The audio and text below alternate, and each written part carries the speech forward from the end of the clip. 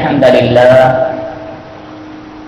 نحمده ونستعينه ونستغفره ونؤمن به ونتوكل عليه ونعوذ بالله من شرور أنفسنا ومن سيئات أعمالنا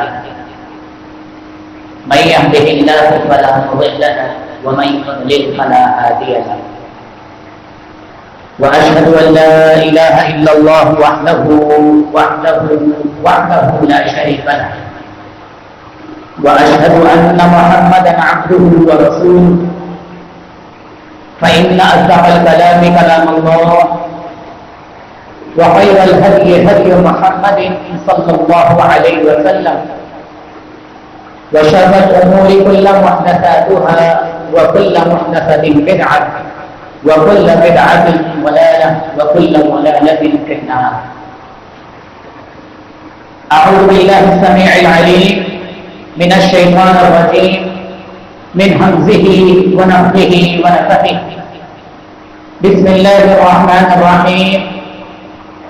يا أيها الناس اتقوا ربكم الذي خلقكم من نفس واحدة وخلق منها زوجها وبث منهما رجالا كثيرا ونساء واتقوا الله الذي تساءلون به والأرحام إن الله كان عليكم رقيبا.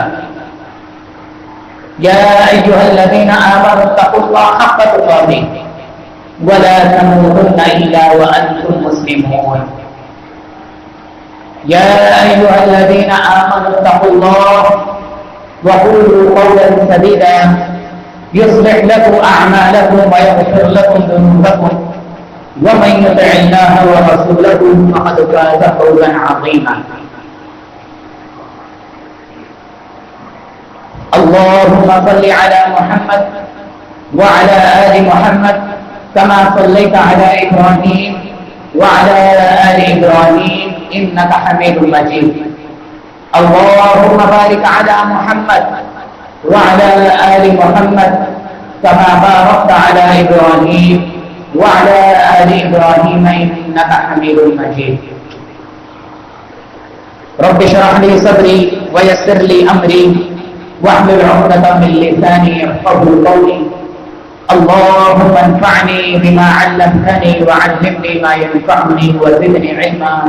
رب زدني علما. اللهم إني أسألك علما نافعا وعملا متقبلا ورزقا طيبا.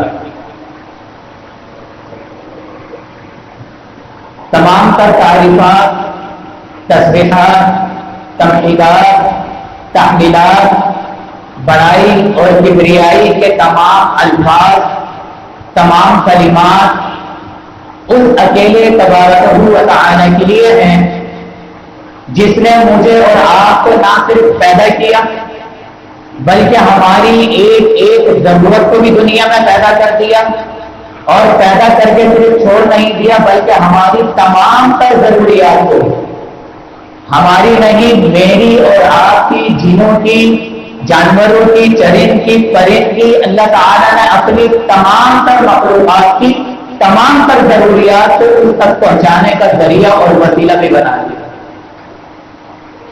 ہم صرف ان جانوروں کو دیکھتے ہیں کہ جو زمین کے اوپر ہوتے ہیں وہ کس طریقے سے دوسرے جانوروں کا شکار کر کے اپنی خوراک حاصل کر رہے ہیں، لیکن ہمیں ان جانوروں کا معلوم ہی نہیں ہے جو سمندر کے اندر بالکل تہ میں بیٹھے ہوئے ہیں. اللہ تعالیٰ ان کو بھی رزق دے رہا ہے. کیسے دے رہا ہے؟ کہاں سے دے رہا ہے؟ ایک چونٹی جس کا خوراک 2 یا 3 گیہوں کے، گندم کے، چینی کے دانوں کے ذریعے اس کی خوراک مکمل ہو جاتی ہے، جو ہماری نظروں کے سامنے اللہ تعالیٰ اس کو بھی دے رہا ہے. اور ایک ویل مچھلی جس کے بارے میں آتا ہے کہ وہ 1 ٹن روزانہ گوشت کھاتی ہے، وہ کہاں سے کھاتی ہے، کتنی مچھلیوں کو اللہ تعالیٰ کھلا رہا ہے، کیسے کھلا رہا ہے اور کھلا رہا ہے، اس بات پر ہمارا پورا یقین ہے.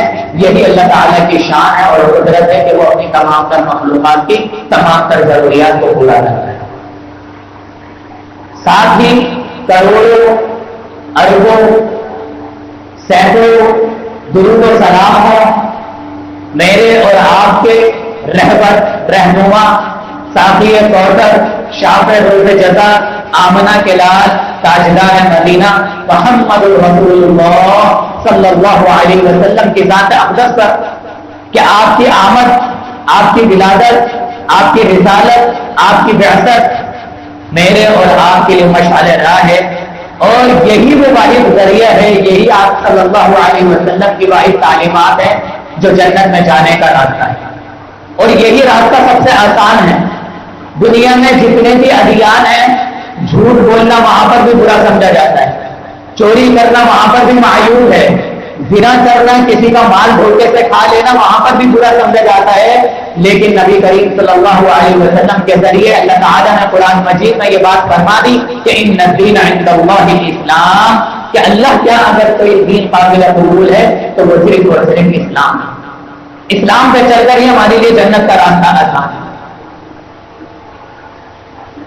میرے بھائی، میرے عزیز، میرے محترم، اللہ کی نظر میں ہفتے کے 7 دن برابر ہیں بحیثیت دن، کیونکہ ان تمام دنوں میں 5 نمازیں اسی طریقے سے اسی وقت پر فرض ہیں، لیکن پھر بھی اللہ تعالیٰ نے جمعے کے دن کو ایک خاص فضیلت عطا فرمائی۔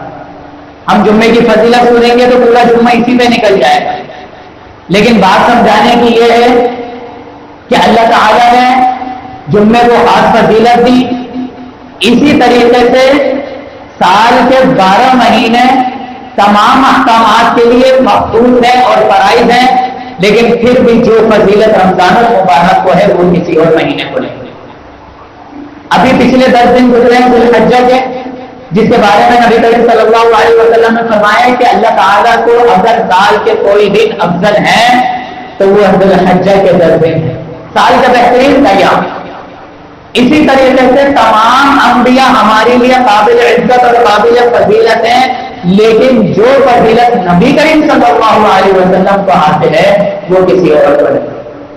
یہ ہے عمومی فضیلت، لیکن اللہ تعالیٰ نے کچھ چیزوں کے ساتھ اس کی جزوی اور خصوصیت رکھ دی۔ جو ملکیت اور بادشاہت اللہ تعالیٰ نے حضرت سلیمان علیہ السلام کو دی، وہ پھر کسی اور نبی کو نہیں دی۔ جو کلام اللہ تعالیٰ نے حضرت موسیٰ علیہ السلام کے ساتھ فرمایا کہ وَكَلَّمَ اللَّهُ مُوسَىٰ تَكْلِيمًا، کہ اللہ تعالیٰ نے براہ راست بات کری، وہ کسی اور نبی کے لیے نہیں آتا۔ قیامت کے دن سب سے پہلے جب سب لوگ برہنہ ہوں گے، سب سے پہلے لباس کس کو پہنایا جائے گا؟ حضرت ابراہیم علیہ السلام کو پہنایا جائے گا۔ یہ فضیلت ان کے ساتھ خاص ہے، اس کا مطلب یہ نہیں کہ تمام انبیاء باقی انبیاء ان سے کمتر ہو گئے، یہ ان کی جزوی فضیلت ہے۔ بالکل اسی طریقے سے تمام صحابہ کرام کے بارے میں اللہ تعالیٰ نے فرما دیا کہ رضی اللہ عنہم ورضوا عنہ، اللہ تعالیٰ تمام صحابہ کرام سے راضی ہو گیا، اور صحابہ کرام سے بھی اللہ تعالیٰ سے راضی ہو جائیں گے قیامت کے دن، اور ان کو جنت کی خوشخبریاں سنانی بعض کو۔ لیکن پھر بھی اللہ تعالیٰ کے نبی صلی اللہ علیہ وسلم کی احادیث کے ذریعہ میں یہ معلوم ہو گیا کہ کچھ صحابی ایسے ہیں جن کی جزوی ایسی فضیلت ہے کہ جو فضیلت ان کے ساتھ جڑ گئی ہے وہ کسی اور صحابی کے ساتھ نہیں ہے۔ غار یار حضرت ابو بکر رضی اللہ تعالیٰ عنہ، ان کے فضائل اور مناقب سنیں تو پورا وقت انہی میں نکل جائے گا۔ حضرت عمر کے مناقب سنیں تو پورا وقت انہی میں نکل جائے گا۔ عثمان رضی اللہ تعالیٰ عنہ کے فضائل آپ نے پچھلے دن میں سنے ہوں گے، وہ سارا وقت اسی میں نکل گیا۔ اسی طریقے سے حضرت علی رضی اللہ تعالیٰ عنہ کے فضائل اگر آپ سنیں گے تو رات ختم ہو جائے گی، لیکن بات ختم نہیں ہوئی۔ اسی طرح موقع اور مناسبت کے اعتبار سے حضرت عمر رضی اللہ تعالیٰ عنہ کی فضیلت کون شخص نہیں جانتا، کون مسلمان آپ رضی اللہ تعالیٰ عنہ کا نام نہیں جانتا، آپ کے فضائل اور مناقب نہیں جانتا، لیکن معاملہ یہ ہے میرے بھائی، میرے عزیز، کہ ہم چاہے نبی کریم صلی اللہ علیہ وسلم کی فضیلتیں ہوں، چاہے ابراہیم علیہ السلام کی فضیلتیں ہوں، چاہے اصحاب رضی اللہ تعالیٰ عنہ کی فضیلت ہو، میں اور آپ بچپن سے اب تک سن کر ہو گئے۔ ہمارے جسم میں حرکت اب نہیں رہی، کیونکہ ہم نے صرف اس جمعے کو ایک ایونٹ سمجھ لیا کہ ہم نے صبح اٹھنا ہے، نہانا دھونا ہے، صاف ستھرے کپڑے پہننا ہے، خوشبو لگانی ہے، اور پھر آ جانا ہے اور آدھا پونا گھنٹہ یہاں پر گزارنا ہے اور 2 رکعت نماز پڑھنی ہے اور پھر چلے جانا ہے، اس کو ہم نے محض ایک موقع کے، ایک ایونٹ کے، اس کے علاوہ اور کچھ نہیں سمجھا۔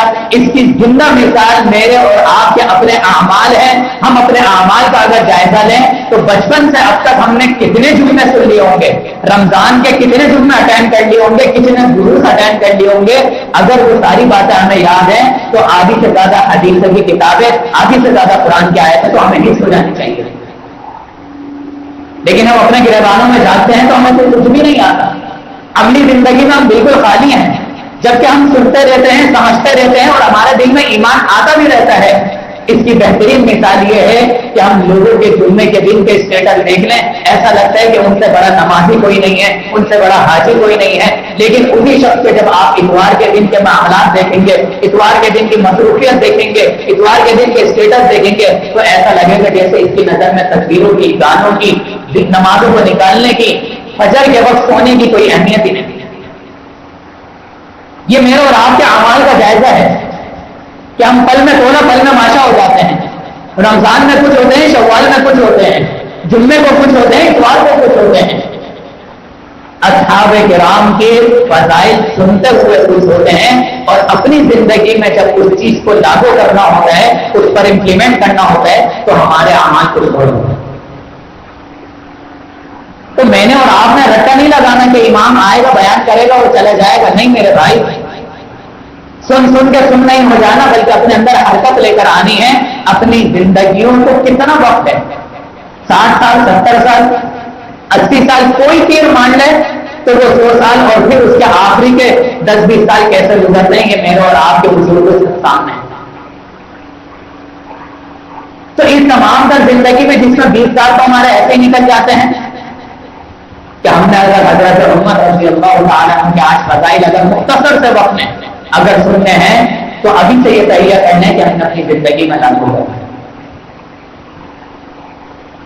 نبی کریم صلی اللہ علیہ وسلم نے حضرت عمر رضی اللہ تعالیٰ عنہ کے بارے میں ایک حدیث بیان فرمائی، ایک بات بیان فرمائی، ایک لائن کا بھی جملہ نہیں ہے، لیکن ان کے تمام تر فضائل پر صرف ایک یہی لائن، جو آدھی لائن کے کچھ جملے ہیں، یہی سب سے بھاری ہے۔ آپ صلی اللہ علیہ وسلم نے فرمایا کہ لو کان نبی بعدی، اگر میرے بعد کوئی نبی ہوتا، اگر میرے بعد کوئی نبی ہوتا لکان عمر، تو وہ حضرت عمر رضی اللہ تعالیٰ۔ ایک نبی کے اندر اللہ تعالیٰ کیا صفات ڈالتا ہے؟ اس کے اندر عدل ہوتا ہے، انصاف ہوتا ہے، عاجزی ہوتی ہے، انکساری ہوتی ہے، اعمال میں سختی ہوتی ہے، غصے کے وقت نرمی ہوتی ہے، لوگوں کو معاف کرنے کے معاملات اس کے اندر ہوتے ہیں، گناہ سے بچنے کی اس کے اندر تائید ہوتی ہے، اور اللہ تعالیٰ کے آگے فرائض کو کس طریقے سے سر انجام دینا رہتا ہے کہ نبی کریم صلی اللہ علیہ وسلم کو یہ بات معلوم ہے کہ قیامت کے دن اللہ تعالیٰ کے آگے اگر کسی کی سفارش قبول ہوگی تو وہ صرف نبی کریم صلی اللہ علیہ وسلم کی ہوگی۔ پھر بھی آپ صلی اللہ علیہ وسلم راتوں کو کھڑے ہوتے ہیں، نمازیں ادا کرتے ہیں، اور اس قدر نمازیں ادا کرتے ہیں کہ آپ کے پیروں میں سوجن آ جاتی ہے۔ مجھے اور آپ کو بخار ہو جائے تو ہم اسے شرعی عذر بنا لیتے ہیں، ٹھیک ہے شرعی عذر ہے، لیکن ایمان کی کتنی کمزوری ہے، سوجن تو بہت دور کی بات ہے۔ مجھے نہیں یاد، یا مجھے تو یہ بھی یاد نہیں ہے کہ میرے دادا نے، میرے والد صاحب نے اتنی عبادت کی ہو، جبکہ ہمارا تعلق بھی بالکل مولوی گھرانے سے ہے کہ انہوں نے اتنی عبادت کی ہو کہ ان کے پیر سے اٹھتے ہیں، جبکہ ہمیں آپ صلی اللہ علیہ وسلم سے زیادہ عبادت کی ضرورت ہے۔ تو یہ صفات ہوتی ہیں، اور یہ تمام تر صفات، یہ اس کا کچھ حصہ حضرت عمر رضی اللہ تعالیٰ عنہ کے اندر تھا۔ تبھی نبی کریم صلی اللہ علیہ وسلم نے فرمایا کہ لو کان نبی بعدی، اگر میرے بعد کوئی نبی ہوگا تو وہ عمر رضی اللہ تعالیٰ۔ سب سے پہلی چیز ان کے ایمان لانے کا واقعہ بہت طویل ہے، لیکن 2 باتوں سے آپ کو سمجھانے کی کوشش کروں گا، اور وہ 2 باتیں کیا ہیں؟ قلب قلب میں، اور آپ سنتے بھی ہیں، پڑھتے بھی ہیں، قرآن کا ترجمہ ہی پڑھتے ہیں۔ قلب کہتے کسے ہیں؟ ہر چیز کا جو نام ہے نا، اس کی خصوصیت کی بنا پر، اس کی صفت کی بنا پر، اس کے ایڈجیکٹو کی بنا پر رکھا جاتا ہے کہ اس چیز کے اندر یہ خصوصیت ہے، اس لیے اس کا یہ نام رکھا گیا ہے۔ مثال کے طور پر انگلش میں کہتے ہیں ڈیزیز، بیماری کو، یہ دو वर्ड से मिलकर बना है। डिस कहते हैं नाम, जैसे डिस्काउंट है, ये जो शुरू का वर्ड है डिस, और इजी कहते हैं आराम को। इन दोनों वर्ड को जब मिलाया तो डिसीज बन गया कि बेआरामी, बेचैनी, बेसुकूनी। इसी को कहते हैं बीमारी, इंग्लिश में जो वर्ड है। तो हर चीज की सिफात की बिना पर उसका नाम रखा जाता है। ये जो कल्ब है इसका माना है अलट पलट होना, हरकत में रहना हर वक्त, कभी ये रुकता नहीं है, हर वक्त भटकता रहता है, हरकत में रहता है, और जिस वक्त रुक गया उस वक्त इन्ना लिल्लाहि व इन्ना इलैहि राजिऊन। और नबी करीम सल्लल्लाहु अलैहि वसल्लम ने फरमाया कि ये जो दिल है अल्लाह ताला की दो उंगलियों के दरमियान है। अल्लाह ताला जब इसको चाहे यूं फेर दे और जब चाहे इस तरफ फेर दे। हजरत उमर रज़ियल्लाहु ताला अन्हु निकलते किस काम के लिए है? किसी के अंदर जब हिम्मत नहीं है कि नबी करीम सल्लल्लाहु अलैहि वसल्लम का नाम बिल्ला कत्ल कर दे, सर कलम कर दे, तो कौन उठा था इस काम के लिए? हजरत उमर रज़ियल्लाहु ताला अन्हु ईमान लाने से पहले हुए कि तुम लोग बिल्कुल बहादुर नहीं हो, तुम्हारे अंदर हिम्मत नहीं है, शुजाअत नहीं है, तुम एक शख्स को कत्ल करने से डर रहे हो, तुम लोग काहिल हो, बुज़दिल हो, मैं ये काम करके दिखाता हूँ। लेकर चले अपनी तलवार को, और रास्ते में उनको एक सहाबी मिलते हैं और कहते हैं कि कहाँ जा रहे हो? बोलने के जिस शख्स ने नाउज़ुबिल्लाह लोगों की नाक में दम किया हुआ है, आज मैं उसका काम तमाम करने जा रहा हूँ नाउज़ुबिल्लाह। नबी करीम सल्लल्लाहु अलैहि वसल्लम का कहा था पहले अपने घर की तो खबर ले लो। जब घर में जाते हैं तो बहन और बहनोई कुरान की तिलावत कर रहे होते हैं, जाके बहन की ऐसी पिटाई लगाते हैं कि वो लहू लहान हो जाती है, बहनोई छुप जाते हैं। उस लहू लहान होने के बावजूद फिर भी बहन कहती है कि मैं तुम्हें छोड़ दूंगी, लेकिन ये जो दीन मुझ पर आया है अब मैं इससे हटने वाली नहीं हूं। पहली जरब लगती है उनके दिल पर कि आखिर ऐसी कौन सी चीज है कि इतना पिटने के बावजूद, जिससे पूरा जमाना डर रहा है इस वक्त, हजरत उमर रज़ियल्लाहु ताला अन्हु से एक सगी बहन पिटने के बावजूद, लहू लहान होने के बावजूद नहीं डर रही। आखिर है क्या चीज? कहा मुझे भी दिखाओ। कहा पहले तुम गुस्ल कर लो, और फिर सूरह तौहा की आयत पढ़ी, दिल थोड़ा सा नरम वहीं पर हुई। और फिर जाते हैं क्या कहते हैं कि मैंने नबी करीम सल्लल्लाहु अलैहि वसल्लम से मुलाकात करनी है। आप सल्लल्लाहु अलैहि वसल्लम के पास जाते हैं और तलवार लेके जाते हैं, और फिर नबी करीम सल्लल्लाहु अलैहि वसल्लम के पास आ रहे हैं। में जब दाखिल होते हैं तो आप सल्लल्लाहु अलैहि वसल्लम ने फरमाया अगर ये उमर बुरे इरादे से आया है तो आज इसी की तलवार से इसी का सर कलम कर दिया जाए, और अगर नेक इरादा लेकर आया है तो फिर हमारे लिए खुशखबरी होगी। वाकया बड़ा तवील है, लेकिन नबी करीम सल्लल्लाहु अलैहि वसल्लम के जब सामने हाजिर होते हैं तो दिल खशियत इलाही के मारे बिल्कुल बुझ जाता है। आते हैं तलवार लेकर के, मैं नबी करीम सल्लल्लाहु अलैहि वसल्लम का सर कलम कर दूंगा। और जब वापस लौटते हैं कुरैश मक्का में, सरदार मक्का के पास, क्या बोलते हैं कि अगर किसी ने इस्लाम की तरफ या नबी करीम सल्लल्लाहु अलैहि वसल्लम की तरफ बुरी नजर भी करी तो उसको पहले उमर बिन खत्ताब रज़ियल्लाहु ताला अन्हु के पास जाना पड़ेगा, पहले उसे मुझसे नहीं मटना पड़ेगा। यह अल्लाह की दो उंगलियों के दरमियान दिल फौरन पलट दिया। इसमें हमारे लिए क्या सबक है भाई? सबक यह है कि जब हक आ गया तो फिर उसे तस्लीम करने में देर नहीं करनी। मुझे और आपको तो मेरा ख्याल 40 साल लग जाते हैं कि हम दाढ़ी रखें ना रखें। मसला वाज़ेह हो गया, पता चल गया कि दाढ़ी के मामला क्या हैं, फिर भी हम मुआशरे को देखते हैं, अपने घराने को देखते हैं, ऑफिस को देखते हैं, खानदान वाले को देखते हैं, खुद अपने नफ्स को देखते हैं, और हमसे शादी ब्याह में पाइचे ऊपर नहीं होते, हम क्या सहाबा किराम की सिफात को अपनाएंगे? थोड़ी सी देर हो जाए रात को सोने में, ये मैं उन लोगों की बात कर रहा हूं जो फजर की नमाज अदा करते हैं, लेकिन वो रात को सोने के लिए, थोड़ी सी थकावट के लिए पिकनिक पर गए थे, रात को शादी में गए थे, कोई और मामला हो गया था, रात को देर से सोए और फजर में नाम नहीं पड़ी। क्या उनका ये हुज़र अल्लाह के यहां काबिल कबूल है? ये मैंने और आपने अपने गिरबानों में झांकना है। क्या मैं मालूम है? लेकिन बहैसियत नमाज तमाम नमाजें एक जैसी फर्ज है, बहैसियत नमाज, लेकिन फिर भी जो हदीस असर की नमाज के बारे में आई है वो किसी और नमाज के बारे में नहीं। जो सुन्नतों की बात फजर की सुन्नतों के बारे में आई है वो किसी और सुन्नतों के बारे में नहीं। नबी करीम सल्लल्लाहु अलैहि वसल्लम ने फरमाया कि फजर की सिर्फ 2 रकातें सुन्नत है, फर्ज भी नहीं, सुन्नत है ऐसी हैं कि दुनिया वमा फीहा, कि जो कुछ दुनिया के अंदर है, दुनिया اور جو کچھ اس کے اندر ہے ان تمام تر چیزوں سے افضل ہے. یہ کتنی رکعتیں؟ 2 رکعتیں. صرف 2 رکعتیں کتنے وقت لگتے ہیں؟ 4 منٹ 3 منٹ. میری اور آپ کی سنت 2 منٹ میں ہو جائے گی. لیکن اس کے لیے جو ایمان درکار ہے وہ دنیا وہاں بھی ہے کہ تمام تر چیزوں سے افضل ہے. کیا میں اٹھنا پڑے گا؟ دل کو مارنا پڑے گا؟ نرم اور گرم بستر کو چھوڑنا پڑے گا؟ اس کی اہمیت اپنے ذہن میں اپنے دل میں اجاگر کرنی پڑے گی. یہ تھا عمر رضی اللہ تعالیٰ عنہ کا ایمان کہ پل بھر میں کچھ تھے اور پھر پل بھر میں کچھ ہو. دوسری بات، ان کے ایمان کی گواہی، ان کی شہادت کی گواہی نبی کریم صلی اللہ علیہ وسلم نے خود دی. ایک مرتبہ آپ صلی اللہ علیہ وسلم حضرت ابو بکر اور حضرت عثمان اور حضرت عمر رضی اللہ عنہم اور پہاڑ پر چڑھتے ہیں تو وہ پہاڑ کانپ جاتا ہے. کیوں کانپ جاتا ہے بھائی؟ سوال یہ پیدا ہوتا ہے کیوں کانپ جاتا ہے؟ سورۃ الحشر 28واں سپارہ ہے، اس کے آخری رکوع میں اکثر علماء کرام اپنی نمازوں میں تلاوت کرتے ہیں لو انزلنا هذا القرآن على جبل لرأيته خاشعا متصدعا من خشية الله. اگر اس قرآن کو ہم کسی پہاڑ پر نازل کرتے تھے تو وہ خشیت الہی کی بنا پر وہ کانپ جاتا، ٹکڑے ٹکڑے ہو جاتا، ریزہ ریزہ ہو جاتا. یہ قرآن کی طاقت ہے. یہ قرآن جس پر نازل ہوا اس کے ایمان کی کیا کیفیت ہوگی؟ پھر اس نبی کی جن لوگوں نے صحبت اختیار کری، جس کا ساتھ دیا، ان کے ایمان کی کیا کیفیت ہوگی؟ ایسے 4 اشخاص جب ایک ساتھ کسی پہاڑ پر آ جائیں، اور پہاڑ بھی کوئی چھوٹا مسا نہیں، اور ہر پہاڑ جس کی مثالیں نبی کریم صلی اللہ علیہ وسلم نے اپنے احادیث میں کتنی مرتبہ دی ہیں، اس کے اوپر جب یہ 4 اشخاص چڑھے تو وہ پہاڑ نظر گئے.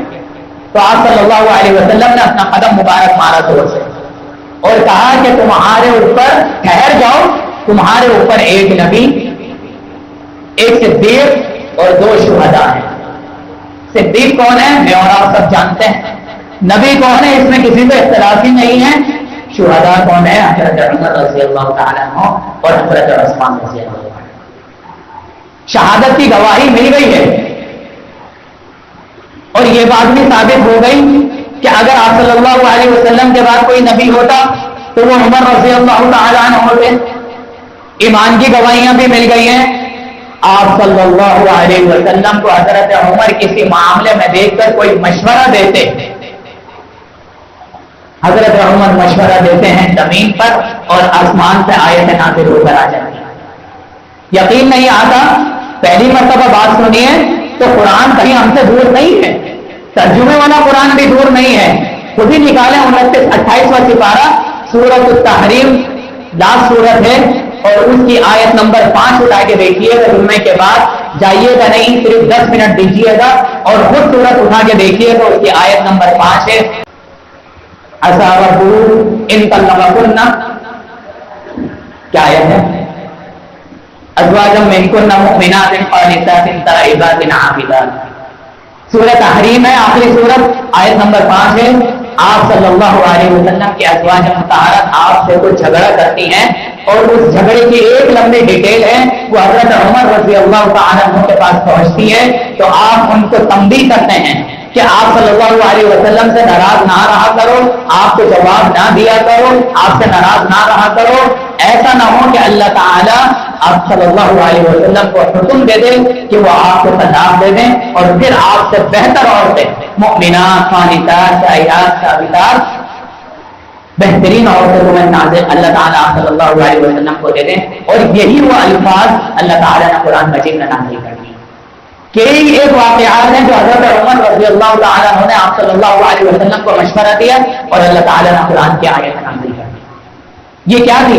یہی وہ صفات تھی جس کی برآمد نبی کریم صلی اللہ علیہ وسلم نے فرمایا کہ لو کان نبی بعدی، اگر میرے بعد کوئی نبی ہوتا تو وہ عمر رضی اللہ عنہ. جب ان کی خلافت آتی ہے عدل اور انصاف کے وہ معاملات کو طے کرتے ہیں اور فتوحات، صرف رقبے کی اگر بات کی جائے تو 22,000 مربع کلومیٹر، 22,000 مربع میل ان کی خلافت تھی. اور کسی نے قول کہا تھا، کسی نے کہا تھا کہ اگر 10 سال اور عمر رضی اللہ تعالیٰ عنہ اگر دنیا میں رہتے اور خلافت کرتے تو پوری دنیا میں اسلام آ جاتا۔ یہ کوئی چھوٹی موٹی بات نہیں ہے کہ پوری دنیا میں اسلام کا بول بالا ہو جاتا اور کفار کا نام و نشان سفید ہستی سے مٹ جاتا۔ صرف وہی ہوتے جو ہمارے زیر نگرانی ہوتے اور ہماری حکومت میں رہ رہے ہوتے اور جزیہ اور ٹیکس دے رہے ہوتے، خلافت اسلام کی ہوتی۔ لیکن اللہ تعالیٰ نے جتنی ان کو زندگی دی تھی، 10 سال 6 مہینے 4 دن ان کی خلافت رہی، اور پھر وہ دن بھی آیا کہ حضرت عمر رضی اللہ تعالیٰ عنہ فجر کی نماز کے لیے آتے ہیں، غالباً 25 یا 26 ذی الحج کا دن ہے، دونوں باتیں آتی ہیں، زیادہ جو اتھینٹک ہے وہ 25 ذی الحج ہے، فجر کی نماز کے لیے آتے ہیں، اور ابو لولو فیروز نامی ایک شخص جس کے حضرت عمر رضی اللہ تعالیٰ عنہ سے پرسنلی دشمنی بھی تھی۔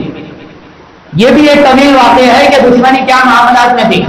ایک غلام تھا وہ، اور پھر ایک صحابی کے پاس غلامی کرتا تھا، اس کے پاس کافی سارے ہنر تھے، اور اس کو یہ لگتا تھا کہ مجھے جتنے ہنر آتے ہیں اس بنا پر مجھے اجرت پوری نہیں دی جا رہی۔ جس بنا پر حضرت عمر رضی اللہ تعالیٰ عنہ کے بارے میں اس کا معاملہ پیش کیا گیا، آپ نے اس کی ساری باتیں سنی، اس کے سارے ہنر سنے، اسے یہ کام بھی آتا ہے، وہ کام بھی آتا ہے، تلواریں بھی اچھی بنا لیتا ہے، سارے معاملات بھی کر لیتا ہے، اور 3-4 ہنر اس کے پاس تھے۔ حضرت عمر رضی اللہ تعالیٰ عنہ نے فرمایا کہ جتنی تمہارے اندر قابلیت ہے، جتنے تمہارے اندر ہنر ہے، اس حساب سے تمہیں اجرت پوری مل رہی ہے۔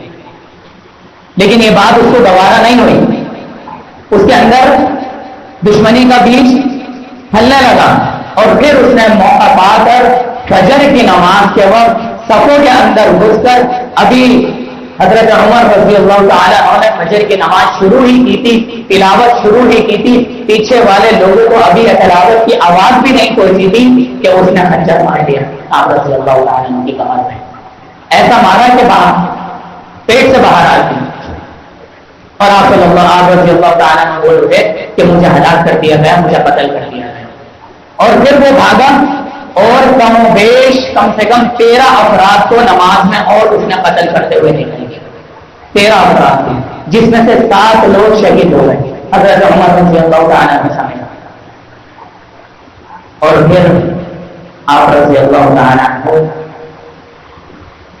جب آپ کو دودھ پلایا جاتا، پانی پلایا جاتا، لوگوں کا خیال یہ تھا کہ آپ کا زخم ٹھیک ہو جائے گا، کچھ لوگوں کا خیال یہ تھا کہ آپ شہادت پا جائیں گے، لیکن جب آپ کو دودھ پلایا گیا اور پانی پلایا گیا تو وہ پیٹ کے راستے سے باہر آ گیا جہاں پر زخم تھا، تو پھر لوگوں کو یقین ہو گیا اب بچنا مشکل ہے، اب بچنا مشکل ہے، اور آپ کی شہادت ہو جائے گی۔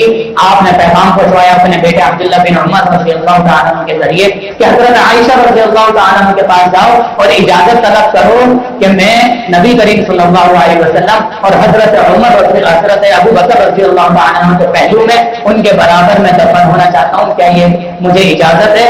آپ رضی اللہ تعالیٰ عنہ نے اجازت دے دی، کہا کہ یہ جگہ میں نے اپنے لیے مخصوص کی بھی تھی، لیکن عمر رضی اللہ تعالیٰ عنہ مجھ سے زیادہ معزز اور احترام والے ہیں، تو ان کو کہہ دو کہ آپ کو اجازت ہے، اور آپ رضی اللہ تعالیٰ عنہ کی وفات ہوئی۔ اقول قولي هذا استغفر الله لي ولكم ان الحمد لله نحمده ونستعينه ونستغفره ونؤمن به ونتوكل عليه ونعوذ بالله من شرور انفسنا ومن سيئات اعمالنا من يهده الله فلا مضل له ومن يضلل فلا هادي له صلی اللہ علیہ وسلم۔ میرے بھائی، میرے عزیز، میرے محترم، واقعات اتنے ہیں کہ پورے مہینے کے 4 جمعے بھی نکل جائیں تو باتیں ختم نہیں ہونی۔ جیسا کہ میں نے شروع میں عرض کیا کہ جو لوگ شروع میں نہیں آئے گے ان کے لیے میں بات کہہ رہا ہوں کہ ہم لوگ صحابہ کرام کے فضائل، انبیاء کے فضائل، ان کے مناقب سن کر عادی ہو گئے ہیں اور بالکل سن ہو گئے ہیں۔ اصل میں یہ فضائل اس لیے ہوتے ہیں کہ میں اور آپ اپنی زندگی میں اس کو لاگو کریں۔